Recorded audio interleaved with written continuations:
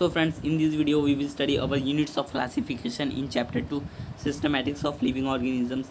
There are total 9 units of classification and we will study them one by one, and we will study them in ascending order, means from lower category to higher category. So first is the species.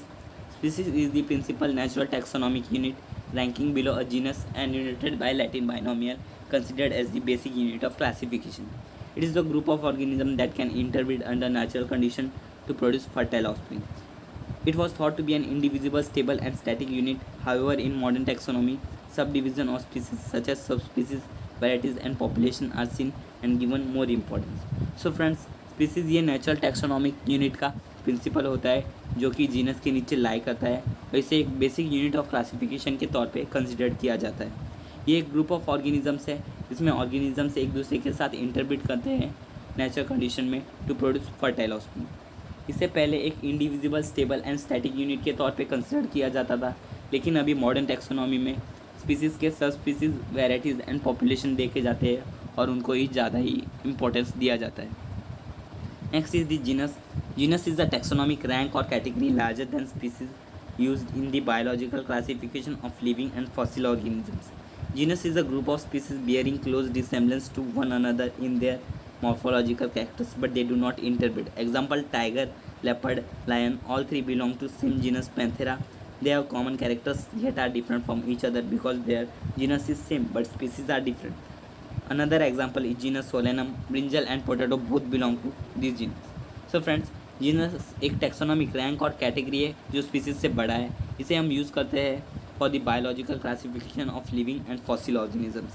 Genus एक group of species है जो कि एक दूसरे के साथ close resemblance दिखाते हैं, लेकिन उनके मॉर्फोलॉजिकल कैरेक्टर्स में, और वो एक दूसरे के साथ इंटरब्रीड नहीं करते। Example: tiger, leopard, lion.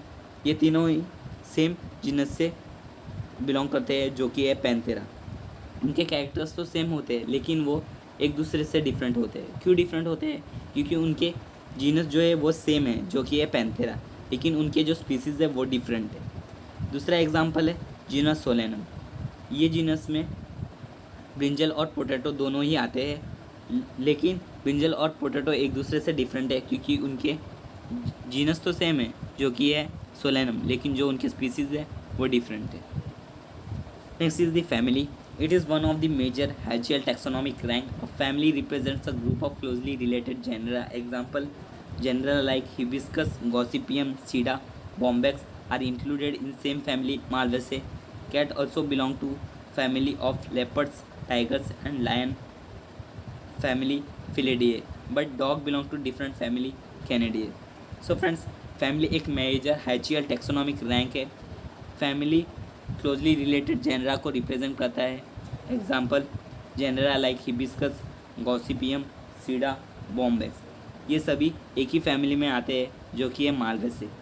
Cat जो है वो लेपर्ड, टाइगर एंड लायन के फैमिली से बिलोंग करता है जो कि है फिलिडिए, लेकिन जो डॉग है वो दूसरे फैमिली से बिलोंग करता है जो कि है कैनिडी।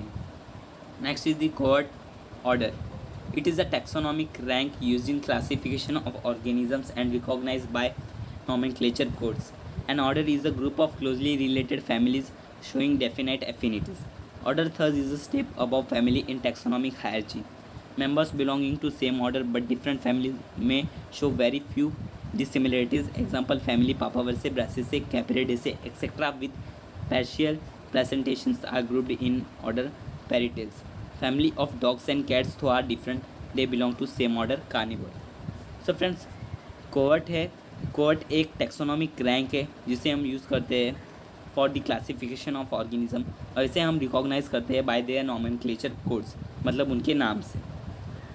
ऑर्डर एक ग्रुप है जिसमें हम क्लोजली रिलेटेड फैमिलीज कंसीडर करते हैं और ये डेफिनाइट एफिनिटीज शो करता है, इसलिए ऑर्डर को फैमिली से ऊपर रखा है टैक्सोनॉमिक हायरार्ची में। जो मेंबर्स सेम ऑर्डर से बिलोंग करते हैं लेकिन उनके फैमिलीज डिफरेंट होते हैं, वो कुछ ही डिसिमिलरिटीज शो करते हैं। एग्जाम्पल के तौर पे फैमिली पापावर्से, ब्रासिसेए, कैप्रिडेसेए, ये तीनों के पास ही पार्शियल प्लेसेंटेशन होता है और ये एक ही ऑर्डर में आते हैं जो कि है पैरेटिल्स। जो फैमिली है डॉग और कैट की वो डिफरेंट है लेकिन वो एक ही ऑर्डर से बिलोंग करते हैं जो कि है carnivore. Next is the class. The class is the distinct taxonomic rank of biological classification having its own distinctive name, a group of higher taxonomic rank than order. Class is the assemblage of closely allied orders. Orders Carnivora and order Primates belong to class Mammalia. Thus, monkey, gorillas, gibbons, primates, and dog, cat, tiger, carnivora belong to same class.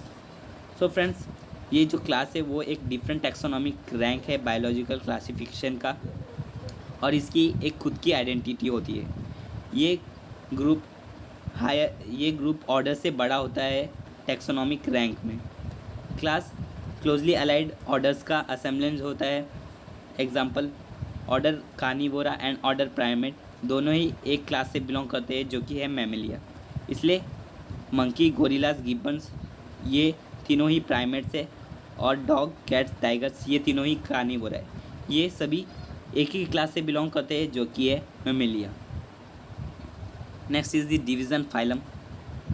The division is a category compose of related classes. Example division angiosperm include 2 classes, dicotyledon and monocotyledon. In animal classification, division is a subunit of category phylum. So friends, division एक category है जिसमें closely related class को consider किया जाता है. Example division angiosperm में 2 class include होते हैं जो कि है डाइकोटाइलेडन और मोनोकोटाइलेडन. आपको डाइकोटाइलेडन और मोनोकोटाइलेडन के बारे में पता होगा. डाइकोट मतलब the seed which have 2 cotyledon, while the monocotyledon means which the seed have only 1 cotyledon.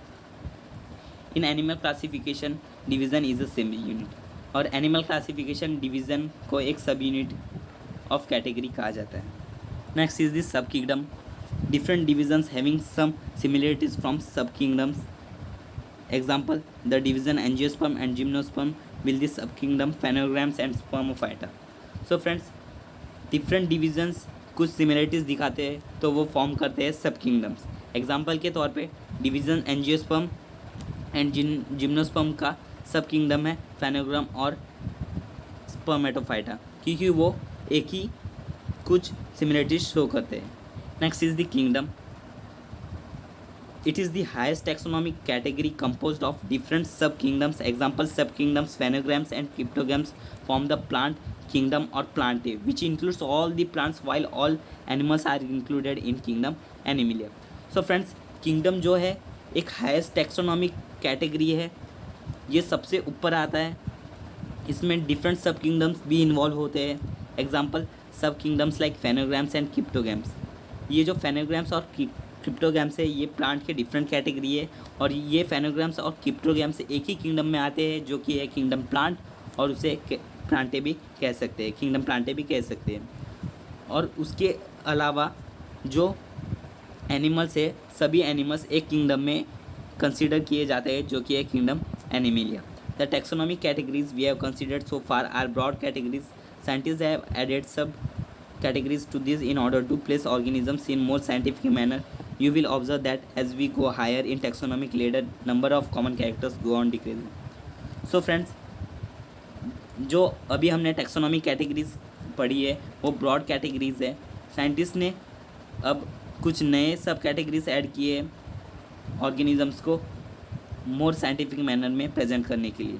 आप देख रहे होंगे जैसे मैंने आपको पढ़ाया स्पीसीज से जीनस, जीनस से फैमिली, फैमिली से ऑर्डर, ऑर्डर से सीरीज़, सीरीज़ से सब क्लास, क्लास से डिवीज़न, डिवीज़न से फाइलम. सो फ्रेंड्स, जैसे आपने देखा कि मैं जैसे ही असेंडिंग ऑर्डर में गया तो जो कॉमन नंबर ऑफ कैरेक्टर्स है वो धीरे धीरे डिक्रीज होते गए.